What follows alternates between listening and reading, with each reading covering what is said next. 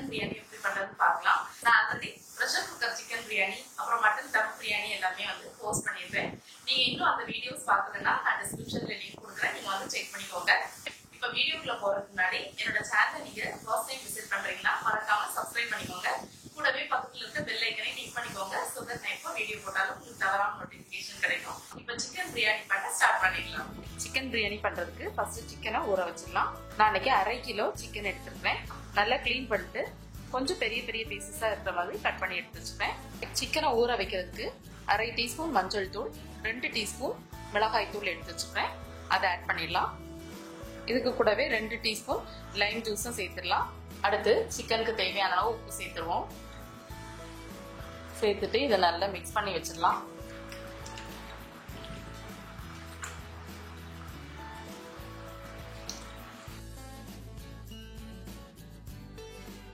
எல்லா சிக்கன்லயும் மசாலா பண்ற மாதிரி மிக்ஸ் பண்ணி வச்சுக்கோங்க. இது ஒரு 1/2 அன் ஹவர் அப்படியே ஊறட்டும். 2 கப் ஜீரக சம்பா ரைஸை நல்லா வாஷ் பண்ணிட்டு ஒரு 20 மினிட்ஸ் நல்லா ஊற வச்சு எடுத்து வச்சுக்கோங்க. பிரியாணி பண்றதுக்கு ஒரு பாத்திரத்தை ஹீட் பண்ணிக்கோங்க. பாத்திரம் சூடானதும் அதுல 2 டீஸ்பூன் கீ சேர்த்துக்கலாம். கூடவே கொஞ்சம் தேங்காய் எண்ணெயும் சேர்த்துடுறேன். எண்ணெய் நெய் ரெண்டுமே சூடானதும் அதுல 2 பீஸ் பட்டை, 4 கிராம்பு, 3 ஏலக்காய், 1 நட்சத்திர பூ ஆட் பண்ணிக்கிறேன். இதுக்கு கூடவே 3 வெங்காயம் நீள வாக்குல கட் பண்ணி வச்சுருக்கேன், அதை ஆட் பண்ணிக்கிறேன். ஆட் பண்ணிட்டு நல்லா வதக்கி விட்டுக்கலாம்.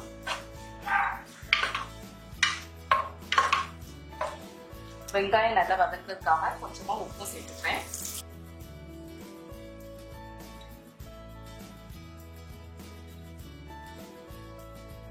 இப்ப பாத்தீங்கன்னா வெங்காயம் நல்லா வதக்கி டிரான்ஸ்பரண்ட் ஆயிடுச்சு. 2 டேபிள் ஸ்பூன் இஞ்சி பூண்டு பேஸ்ட் ஆட் பண்ணிக்கலாம். அந்த பச்சை வாசனை போற வரைக்கும் நல்லா வதக்கி விட்டுக்கோங்க.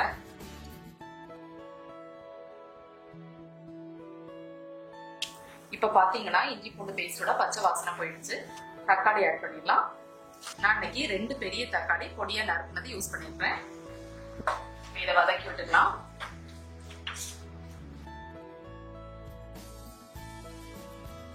தக்காளி நல்லா வேகிறதுக்காக கொஞ்ச நேரம் மூடி போட்டு வேக விடலாம்.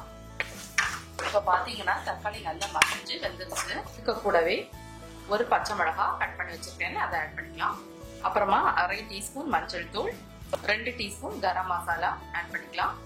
ஆட் பண்ணிட்டு இதோட பச்சை வாசனை போற வரைக்கும் நல்லா வதக்கி விட்டுக்கோங்க.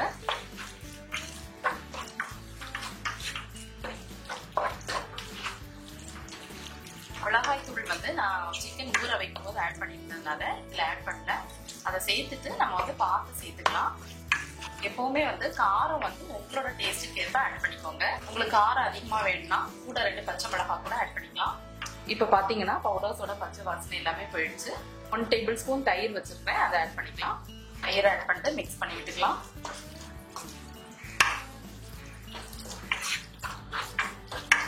தயிர் ஆட் பண்ணி மிக்ஸ் பண்ணதுக்கு அப்புறமா கொஞ்சம் மல்லி இலை, அதை விட கொஞ்சம் கம்மியா புதினா இலை ஆட் பண்ணிக்கலாம். ஆட் பண்ணிட்டு நல்லா மிக்ஸ் பண்ணி விட்டுக்கோங்க.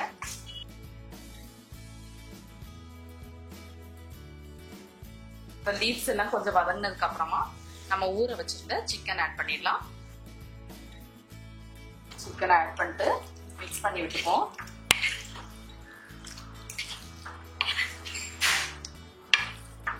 கூட ஒரு 1/4 கப் அளவு திக்கான கோகனட் மில்க் வச்சிருக்கேன், அதை ஆட் பண்ணிக்கலாம். கொஞ்சமா உப்பு சேர்த்துக்கலாம். இப்ப இதை க்ளோஸ் பண்ணி வச்சு சிக்கன் வந்து ஒரு 3/4 பதத்துக்கு வேகிற வரை வேக வச்சுக்கலாம். கொஞ்ச நேரம் சிக்கன் நல்லா வேக வச்சதுக்கு அப்புறமா ஓபன் பண்ணி பார்க்கலாம். பாத்தீங்கன்னா சிக்கன் நல்லா வெந்துருச்சு. தண்ணியும் வத்தி கிரேவி பதத்துக்கு வந்துருச்சு. தண்ணி உங்களுக்கு நிறைய இருந்துச்சுன்னா கொஞ்சம் வத்துற வரைக்கும் வச்சுக்கோங்க. இப்ப இது கிரேவி பதத்துல இருக்கு.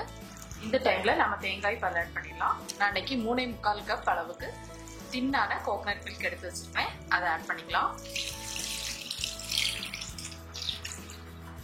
கோகனட் மில்க் ஆட் பண்ணிட்டு நல்லா மிக்ஸ் பண்ணி விட்டுக்கலாம். இப்ப இதுல தேவையான அளவுக்கு உப்பு சேர்த்துக்கலாம். உப்பு சேர்த்துட்டு கொஞ்சம் மிக்ஸ் பண்ணி விட்டுக்கோங்க. இப்ப நல்லா கொதிக்கட்டும். இப்ப பாத்தீங்கன்னா தேங்காய் பால் நல்லா கொதிக்க ஆரம்பிச்சிருச்சு. இந்த டைம்ல நம்ம ஊற வச்சிருந்த ஜீரக சம்பா ரைஸை வந்து தண்ணியை வடிகட்டி எடுத்து வச்சிருக்கேன், அதை ஆட் பண்ணிக்கலாம். இதை கிளறி விட்டுக்கலாம்.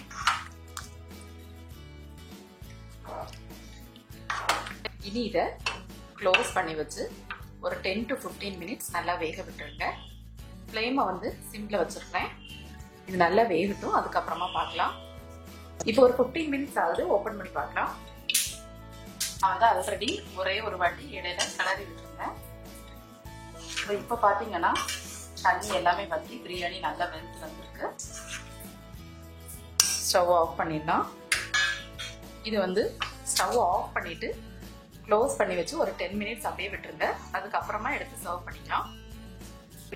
ஸோ ஃப்ரெண்ட்ஸ், நம்மளோட சுவையான ஜீரக சம்பா சிக்கன் பிரியாணி சூப்பராக ரெடி ஆயிடுச்சு. நீங்களும் கண்டிப்பாக உங்கள் வீட்டில் ட்ரை பண்ணி பாருங்க. ட்ரை பண்ணி பார்த்துட்டு எப்படி இருந்துச்சு உங்களோட கமெண்ட்ஸை ஷேர் பண்ணுங்க. இந்த வீடியோ உங்களுக்கு பிடிச்சிருந்தா என்னோட சேனலுக்கு மறக்காம சப்ஸ்கிரைப் பண்ணுங்க. தேங்க்யூ.